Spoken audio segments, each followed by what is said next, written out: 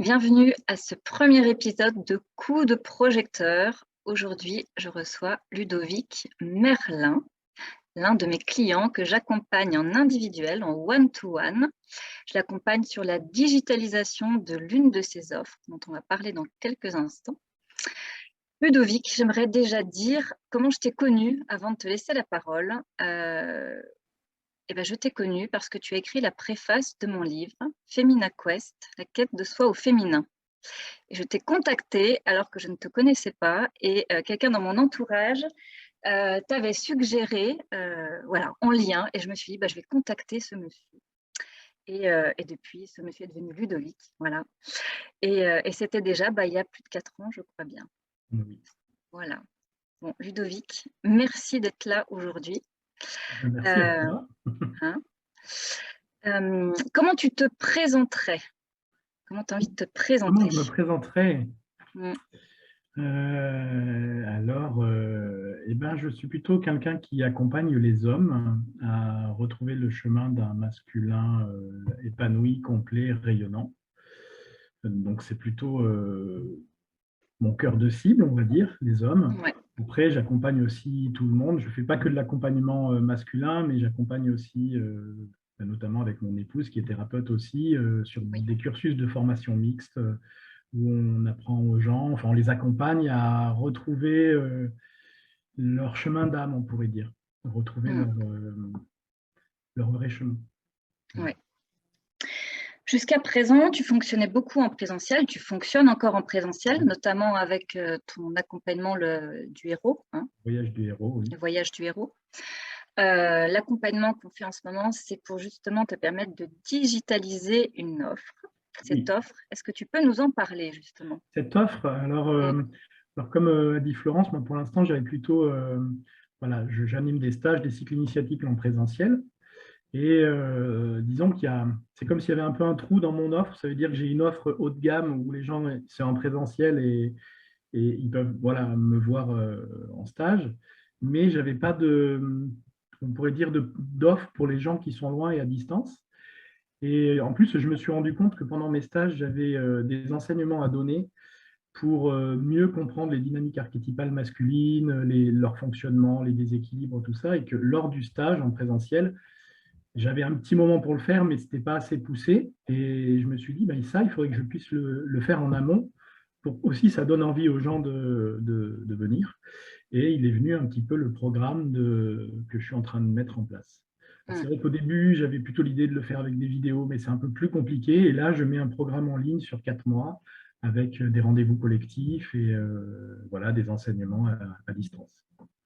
Oui. Voilà. Exactement. Et en plus, on s'est rendu compte que tu le savais, mais ton site est extrêmement bien référencé et que c'était très dommage finalement parce que tu avais des gens qui te contactaient de partout en France pour faire, c'était des fois un peu loin physiquement, et là, tu romps complètement les barrières avec cet accompagnement. Oui, je suis le premier, je suis le premier site référencé pour les cercles d'hommes en France. Et jusqu'à présent, je ne faisais que des cercles en présentiel. Et donc là, il y a aussi, en même temps que l'accompagnement du programme, il y a aussi la mise en place des cercles d'hommes en ligne qui sont en train de se faire justement et qui est finalement un peu la suite de l'accompagnement qu'on est en train de faire. Enfin, ce n'était pas le but du programme, mais ça arrive en parallèle et je développe ça aussi. Ouais, alors avant qu'on en parle plus en détail de ce programme d'accompagnement, c'est quoi le problème des hommes aujourd'hui? Dans cet univers où on parle beaucoup de féminin. C'est quoi le problème des hommes aujourd'hui? Le problème des hommes, c'est que culturellement et sociétalement, ils ont du mal à aller rencontrer leur intériorité, leur profondeur, leur vulnérabilité. C'est-à-dire, si on schématise un petit peu, moi j'aime bien prendre un peu comme le rythme des saisons, il y a le printemps, l'été, l'automne et l'hiver. Et les hommes, ils sont au printemps, dans l'émergence, dans le yang qui émerge comme une érection. Oui. Et ils ont envie d'aller dans l'été. Donc, ils sont toujours bloqués dans cette phase de montée tout le temps. Donc, dans cette montée, il y a l'émulation, la concurrence, je veux être le meilleur que l'autre, je veux réussir au-dessus de l'autre. Mais après, la phase de descente et la phase de vide de l'hiver, ils ne la connaissent pas et ils en ont très, très, très peur. Et justement, moi, j'apprends dans le cycle initiatique, c'est un homme complet doit être à l'aise avec les 4 phases, avec les 4 saisons. Oui. Alors que contrairement aux femmes, qui justement avec votre cycle et votre matrice, vous êtes déjà habitués aux phases de montée et de descente, aux pertes, à la descente on pourrait dire dans le vide ou dans l'ombre. Donc les cycles et les montées et les descentes ne vous font pas peur. Mais les hommes, souvent, quand ils, quand ils doivent descendre de leur piédestal, que ce soit socialement, familialement, professionnellement, souvent, en fait, ils ont beaucoup de mal à rebondir. Un homme qui perd son statut social, qui divorce ou qui perd son travail, souvent il a plus de mal à rebondir parce que justement descendre dans ses profondeurs, il a du mal. Et souvent il s'effondre. Voilà. Donc c'est le principal souci des hommes, c'est d'être des hommes complets, sensibles, en lien avec leurs émotions, capables de les contacter et de les exprimer sans honte, sans peur. Et voilà. Et sans renier leur partie masculine, parce Oui. qu'effectivement, l'écueil, ça peut être, côté, on va schématiser, mais très machiste, ancienne école, patriarcale, hein, le modèle finalement dont ils ont hérité. Et puis l'autre écueil, finalement, c'est de s'ouvrir à quelque chose de féminin, la vulnérabilité, mais finalement sans aller connecter avec la partie masculine qui est présente quand même. Oui, ça c'est. Il y a un écrivain américain assez célèbre qui a bossé sur les hommes qui s'appelle Robert Bly, qui a fait un roman L'homme sauvage et l'enfant, qui est une belle référence pour les hommes. Et il parle, lui, souvent des hommes mous. Parce qu'en fait, il y a eu les hommes, on pourrait dire virils, machos d'avant.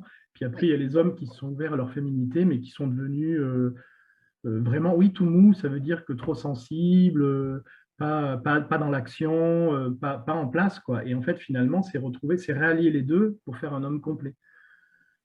Et c'est ce que je fais après dans les cycles initiatiques, quoi, de leur faire rencontrer toutes les phases pour que ça soit des hommes rayonnants, pleinement dans leur masculin, mais sensibles, en contact avec leur profondeur. Et c'est vrai qu'après, ça, enfin, les hommes rayonnent d'une autre manière, quoi. Ils sont vraiment présents, quoi. Ils vivent une période assez déstabilisante quelque part. C'est vrai que bon, il y a beaucoup de choses qui ont pu être reprochées ces derniers temps au masculin, à l'homme, mais par le biais du masculin aux hommes principalement. Et c'est vrai que c'est pas évident de retrouver sa place, en fait, ou de trouver une nouvelle place complète, sans tomber dans l'écueil de ses pairs, et puis sans aller, comme tu disais, sur quelque chose de plus mou, d'absent, d'effacé. Est-ce qu'il y a une peur, tu penses, de perte d'utilité des hommes par rapport à ce qu'on leur a transmis, inculqué les siècles d'avant? Je pense qu'il y a beaucoup d'hommes qui se raccrochent à ce modèle machiste d'avant parce que justement, ils voient les femmes qui, depuis 20-30 ans, qui évoluent dans la société. Ça veut dire que maintenant, il n'y a plus aucun métier qui est réservé qu'aux hommes. À une époque, on pourrait dire il y a 20 ans en arrière, être camionneur, paysagiste ou militaire, ce n'était pas évident. Maintenant, il n'y a plus du tout de différence professionnelle. Donc, c'est vrai que pour des hommes qui n'ont pas été habitués à descendre dans leur profondeur, ils peuvent être en résistance. Oui. Justement parce qu'avant, ils étaient dans la compétition d'être, dans l'été, d'être le roi, le meilleur. Donc, c'était une compétition entre les hommes. Donc ça pouvait encore aller. Mais maintenant, c'est une compétition avec les femmes. Et ils savent de toute façon qu'ils sont perdants parce que les femmes, elles ont accès à cette profondeur. Donc, elles ont une puissance ou une complétude déjà un peu plus grande que les hommes qui sont restés au mode machiste.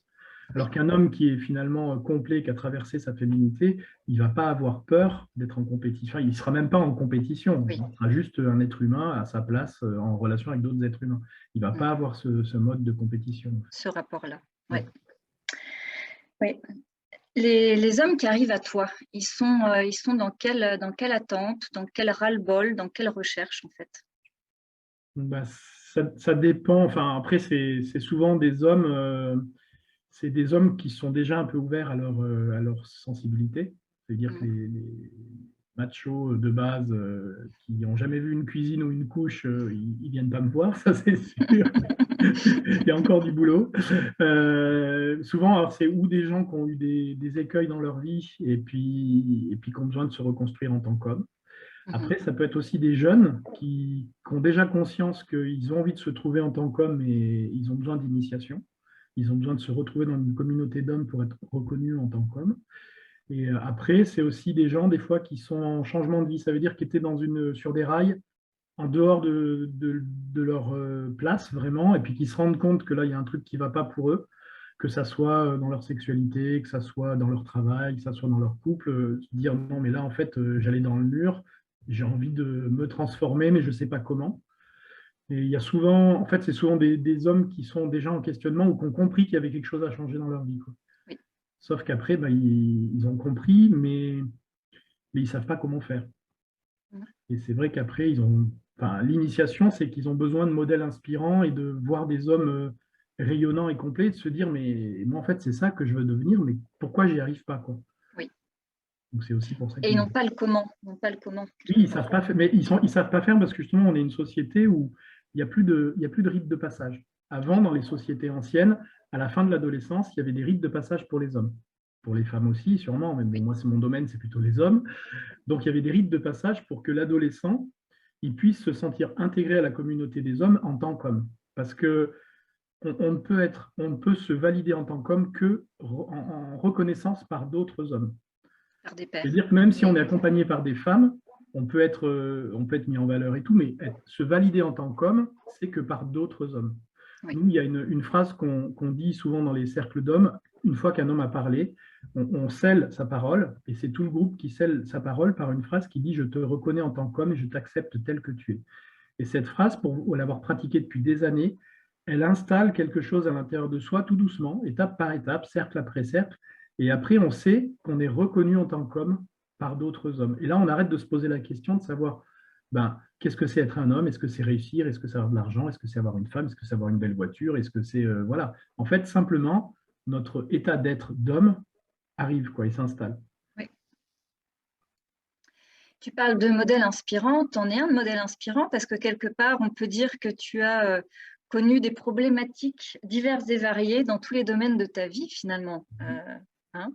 Que tu veux nous en parler un petit peu pour montrer un petit peu des exemples, mais c'est vrai que c'est inspirant parce que tu as traversé pas mal de choses. Des exemples, quand je parlais tout à l'heure de posture qui chute, oui, moi j'ai vécu aussi j'ai vécu un divorce avec une séparation, avec quelque chose qui fait plonger dans une sorte d'état dépressif pendant quelques années, parce que j'avais tout construit sur... moi, ce n'était pas ma réussite professionnelle à l'époque, c'était la réussite de ma famille, Oui. mon couple, ma famille, et puis d'un coup, ce que j'avais mis 12 ans à construire se fondit, quoi. Alors, il n'y a pas eu de grosse crise, finalement, parce que je m'entends très bien avec mon ex-femme, mais il y a eu une image, ma représentation d'homme qui s'est effondrée, finalement, et vu que j'ai mis toute ma valeur là-dedans, une fois que ça s'est effondré, qui j'étais, quoi. Donc, j'ai passé 2, 3 ans dans les méandres de mes ombres, à essayer de retrouver le chemin d'une certaine valorisation de moi, autre, finalement. Oui. Bon, après, il y a eu d'autres soucis de santé aussi que j'ai traversés. Disons que finalement, c'est marrant parce que j'en discutais hier avec deux hommes, deux jeunes, c'était intéressant. Je leur disais que tout ce que je parle de moi, enfin, même dans ma com ou dans mon parcours, c'est vrai. Enfin, il n'y a pas de...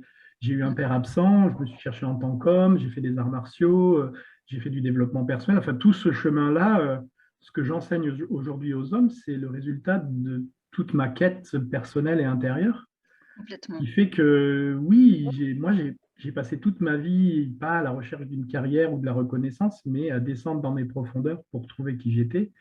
Et maintenant, je peux me servir de toute cette expérience pour accompagner les hommes. Et finalement, tout avait un sens. Oui, dans les épreuves, on ne le voit pas forcément, mais Même quand mon père était à l'autre bout du monde et que je ne le voyais pas pendant 6 mois, ça avait du sens pour maintenant. voilà, c'est ça. Est-ce que tu aurais envie de nous parler des archétypes masculins un petit peu ou pas? Oui. Ouais. En fait, il y a 4 grands archétypes principaux. Alors, quand on parle d'archétypes, il faut penser que c'est des dynamiques énergétiques internes. Ça veut dire que ce n'est pas quelque chose qui est figé, qui est définissable. On pourrait dire que c'est des élans d'énergie. Et chaque élan, il est vivant, donc il fonctionne comme un lemniscate. Ça veut dire on pourrait dire un côté plein et un côté vide dans les ombres. Je vais en un exemple, par exemple, l'énergie du roi. Donc, l'énergie du roi, si vous voulez un lien rapide avec les saisons, le guerrier, c'est le printemps, c'est l'émergence, c'est l'élan, l'action. Le roi, c'est le rayonnement, on pourrait dire que c'est l'été. L'amant, ça commence à descendre, ça serait plutôt le printemps. Et le magicien, c'est l'hiver, c'est celui qui est capable de plonger vraiment, d'être dans l'accueil et de descendre dans des profondeurs. L'amant l'automne et le Oui. magicien l'hiver, oui. Et donc, le roi, par exemple, ces deux ombres, ça va être plutôt une énergie ou tyrannique ou de faible. C'est comme si, dans ce Lemniscat, on pourrait dire que l'énergie du roi, c'est une énergie idéale vers laquelle on peut tendre, mais en même temps, on balance d'une ombre à une autre, comme la respiration. Oui. Ça veut dire que je vais être tyrannique avec une personne de mon entourage, et puis à un moment donné, hop, dans une autre situation avec quelqu'un d'autre, je vais être faible, je ne vais pas prendre ma place, et hop, et ça va rebalancer comme ça. Et moi, c'est ce que j'apprends souvent, et c'est ce que je vais amener justement dans la formation en ligne, c'est toutes ces archétypes, on va le détailler dans leurs ombres et voir comment ça s'implique dans la vie de tous les jours. Parce que plus on prend conscience de ces ombres, plus le déséquilibre, en fait, il se rétrécit et on peut accéder à quelque chose de plus lumineux. Mais moi, par expérience, je me suis rendu compte qu'il faut descendre dans les profondeurs et dans l'ombre, pas parce qu'on aime se faire du mal, mais plus on voit quelque chose et moins il agit, en fait. Oui. Enfin, plus on est conscient de ces fonctionnements, moins ils agissent. Donc, en fait, c'est aller explorer tous ces fonctionnements inconscients. Oui. Voilà. Parmi ces 4 archétypes, est-ce que tu te rends compte de surreprésentation, de sous-représentation? J'ai bien compris que c'était vraiment un effet de balancier, mais il y a peut-être des traits marquants que tu retrouves parmi les hommes d'aujourd'hui. Je veux dire des sous-représentations par rapport aux hommes ou par personnalité, parce que par individu, on a plus tendance à avoir une typologie développée. Oui, voilà. Ouais. Ça veut dire qu'il y a des gens, tout de suite, on va voir qu'ils ont plutôt l'accès direct au magicien, ou au guerrier, ou à l'amant. Oui. Après, on a toutes les facettes et toutes les ombres tout le temps. Le gars qui dit non, mais moi, ça ne me parle pas du tout ça, souvent, ça veut dire qu'il y a une grosse part d'ombre qu'il ne faut pas aller voir, enfin qu'il n'a pas voulu aller voir. Mais en fait, on a toutes les phases, mais naturellement, comme il y a des gens qui sont grands, d'autres petits, d'autres qui sont physiques, d'autres qui sont intellectuels, on a plutôt des tonalités avec lesquelles on est plus en lien. Oui. On est plus en lien. Après, ce qu'on retrouve, enfin, si le monde y va mal actuellement, c'est parce que les 3/4 des hommes, ils sont dans les ombres de leur dynamique. Dans le guerrier, c'est assez intéressant parce qu'on remonte, c'est plutôt la partie masochiste et sadique. Ça veut dire, je suis tellement dur avec moi-même que je me fais du mal, mais après, j'impose aux autres de me faire du mal. Et le masochiste, il ne sait pas où est sa limite, donc il se fait marcher sur les pieds. Enfin, donc ça, c'est des choses qu'on peut retrouver partout. Le mode tyrannique dans la société actuelle, la manipulation du magicien, enfin, ça c'est tous les travers des hommes actuels, hein, enfin des hommes même de la société. Oui. Parce que je me suis aussi rendu compte parce que vu que j'anime des stages avec mon épouse, on a amené justement ces dynamiques archétypales un jour en stage dans le cycle Réveille ta magie, pour que les gens aillent voir comment s'était construit leur masculin. Et ces dynamiques marchent aussi pour les femmes, dans la compréhension du masculin, pas de l'homme. Bien sûr. Voilà. Et c'est ça qu'il faut. Oui. Voilà. Donc ça, c'est intéressant aussi de pouvoir voir par où on s'est construit et qu'est-ce qui vient nous titiller, en fait. C'est passionnant. J'étais en train de cogiter parce que du coup, forcément, j'ai des images, des noms, voilà, des personnes qui me viennent. Et je me dis, ah oui, ça doit être ça. Ah, mais toi aussi, tu as fonctionné avec des archétypes. D'ailleurs, c'est pour ça qu'on s'est rencontrés. Mais... Et je fonctionne encore plutôt avec Alba, avec Femina Quest, qui se retrouve dans mon accompagnement Alba. Et effectivement, tu disais quand, par exemple, moi, je sais que la sorcière, quand une cliente me dit ah non, mais la sorcière, vraiment pas, ça ne me parle absolument pas, tu peux être sûr qu'il y a quelque chose derrière qui est vraiment là, quoi. Ouais. Oui. Après, moi, je me suis rendu compte souvent, des fois, quand je fais des conférences, j'aime bien arriver et demander aux gens, avant le début de la conférence, OK, donnez-moi des mots, des adjectifs pour définir le masculin. Et puis, au début, je fais 4 colonnes, comme ça, ils ne comprennent pas. Et puis, en fait, tu te rends compte que 80% des mots ou des adjectifs, c'est en lien avec l'énergie du guerrier, ce que je disais, le printemps, et qu'en fait, il y a très peu, après, dans le magicien, l'amant et le roi, très peu de définitions. Ça veut dire que dès qu'on dit masculin, les gens, ils pensent à un guerrier viking, quoi. Viril. Mais c'est intéressant parce que dans la... Pense à Ragnar tout de suite. Oui, oui, mais parce qu'en fait, c'est pour ça que j'appelle mon stage le voyage du héros, parce que le héros, c'est le dernier archétype masculin immature de l'homme entre la fin de l'adolescence et le passage à l'âge adulte. Normalement, le héros, c'est celui qui va vivre l'initiation. Oui. C'est l'énergie des adolescents en fin d'adolescence qui ont besoin de venir se confronter aux hommes et qui se sentent hyper puissants et qui vont chercher un peu, entre guillemets, la merde pour se prouver qu'ils sont des hommes. C'est d'ailleurs pour ça que dans les sociétés d'avant, il y avait des rituels à cet âge-là, pour que cette énergie, au lieu que ça fasse des dégâts dans la tribu ou dans la société, il y a un rituel de passage et après, l'adolescent, il passe du héros au guerrier et il est intégré dans la communauté en tant qu'homme, en tant que guerrier, jeune guerrier, pour qu'il fasse son chemin d'homme. Parce qu'il y a un chemin archétypal de la naissance jusqu'à l'initiation, et après de l'initiation jusqu'à le roi à maturité, on va dire. Et c'est vrai que nous, on est dans une société, entre guillemets, héroïque. Ça veut dire qu'on met les héros en exergue dans les films. C'est le cow-boy solitaire qui a fini de tuer tout le monde et puis qui repart. En fait, alors qu'ils sont complètement immatures, en fait, c'est ça. Oui, totalement. Et c'est pour ça que quand on voit les mythologies des films ou des dessins animés avec la princesse qui attend le héros qui viendra la sauver, en fait, c'est un héros immature. D'ailleurs, la princesse aussi, c'est pas la reine, elle est un peu immature. Donc, en fait, c'est comme si on mettait en exergue dans nos sociétés deux adolescents immatures et qu'on se dit c'est ça le modèle d'homme et de femme. Et ce qui fait des dégâts, c'est qu'on peut croire pendant longtemps que c'est le but à atteindre, alors que c'est juste un passage, en fait. Oui, que c'est juste avant le début. Oui, c'est ça. C'est pour ça qu'il y a autant de désillusions, en fait, dans les couples, etc. Mais oui.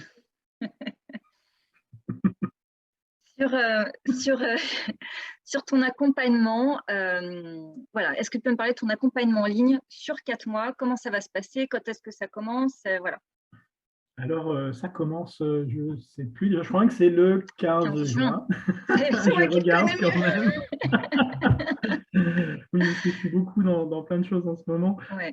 Oui, ça commence le 15 juin, donc je vais proposer un accompagnement sur 4 mois avec un rendez-vous tous les 15 jours. Oui.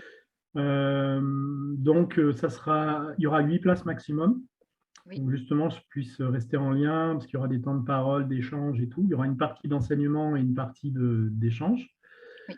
Je vais aborder justement la construction du masculin. Qu'est-ce que c'est le masculin? Pourquoi il y a des freins, justement, ce qu'on a un petit peu abordé tout à l'heure. Qu'est-ce qui fait que les hommes n'arrivent pas à être en lien avec leur féminin?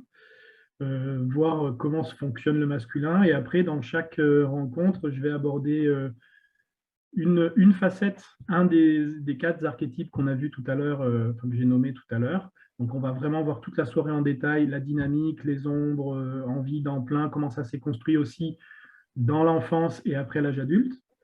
Et après, j'aborde aussi les dynamiques archétypales secondaires, chose que j'ai découvert au fil de mes recherches et au fil de mon expérience dans les stages et dans les roues, justement, dans les stages que j'appelle les cycles initiatiques, que entre cet axe-là, il y a un axe secondaire avec d'autres archétypes masculins qui ne sont pas constitutifs, mais qui sont importants dans la manière souvent d'être en lien avec la vie ou d'être dans la manière d'agir. Voilà, il y en a 2 qui sont sur un axe plutôt de quelle manière j'agis dans le monde, et l'autre, c'est plutôt de quelle manière je me laisse traverser par la fluidité de la vie. Donc, on va aborder aussi ces 4 autres archétypes. Voilà. Donc, ça fait déjà pas mal. Ça fait déjà pas mal. Et donc, 15 juin, 15 juillet, août, septembre, ça nous emmène au 15 octobre, à peu près, 4 mois. Ça nous emmène fin septembre. Normalement, fin septembre. Tous les 15 jours. Oui, parce que j'ai fait mon planning tout à l'heure. Et alors, on en ressort comment de cet accompagnement? On entre avec des questions, des doutes, on en ressort avec une meilleure compréhension de ses fonctionnements. Oui.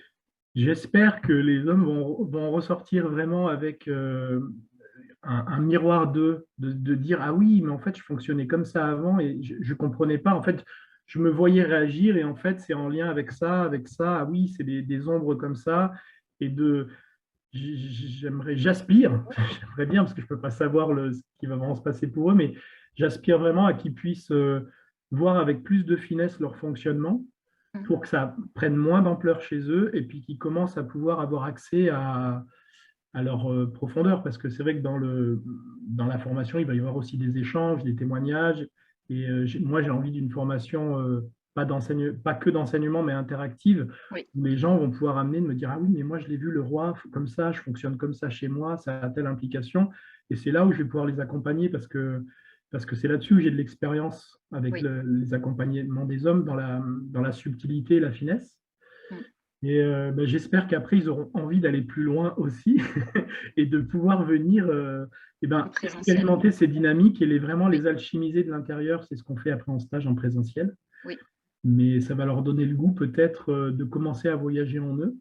oui. Parce que pour beaucoup d'hommes, c'est vrai que souvent c'est un petit peu délicat. Moi, j'en croise beaucoup qui ont envie de venir, mais ils viennent faire un cercle, mais pas un deuxième parce que ils ont goûté, mais plonger vraiment à l'intérieur d'eux, bah, ça demande vraiment d'y aller. Et bon, bah, des fois, ils ne sont pas tout à fait prêts, ou c'est pas le moment, ou ils sont un peu dans l'inconnu, ils ne savent pas Mm. trop. Et là, j'espère que ça va vraiment les initier à cheminer avec eux-mêmes pour pouvoir se trouver et rayonner qui ils sont, quoi. Mm.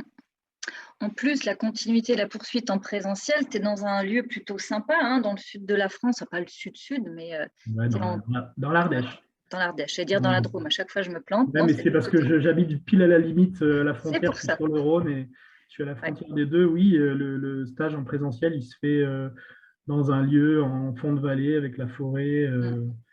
Voilà, c'est assez préservé. Mm. C'est chouette. Et c'est chouette, ouais. Je mettrai le lien de ton accompagnement. Si on veut, on peut d'ailleurs s'inscrire directement parce qu'il y a deux possibilités. On s'inscrit directement ou on te contacte au préalable pour avoir plus d'infos, pour avoir un Oui, échange avec toi si on ne te connaît pas au préalable. Ouais. oui. Super. Est-ce que tu voulais ajouter des choses, Ludovic, par rapport à tout ce qu'on a vu là? Non, ça va. Ouais, ça te semble bien. Oui. Bon. Starting block, c'est dans moins d'un mois, hein. Oui, Ouais. oui, oui. Mm. Voilà, je fais un petit lancement, aussi une petite émission lundi soir à 20h, Oui. justement pour parler de pourquoi les hommes ont du mal à s'accueillir. Oui. Voilà, en lancement un petit peu du programme. Sur ton compte Instagram, hein, Oui, on mettra le lien également. Ouais, voilà, sur mon compte super. Instagram qui est, vous me trouvez à Ingayati Formation ou à Ludovic Merlin. Voilà, c'est ça. Avec un nom comme ça, tu ne peux que enchanter les âmes, en fait. Eh oui. Tu vois. Oui, forcément. Je te remercie, Ludovic. Je te dis à très bientôt, nous, en séance. Et puis que cet accompagnement accompagne le plus d'hommes, 8 Oui, places, mais il y a oui, aussi les cercles par la oui. suite et les stages en présentiel. À très vite. Au revoir.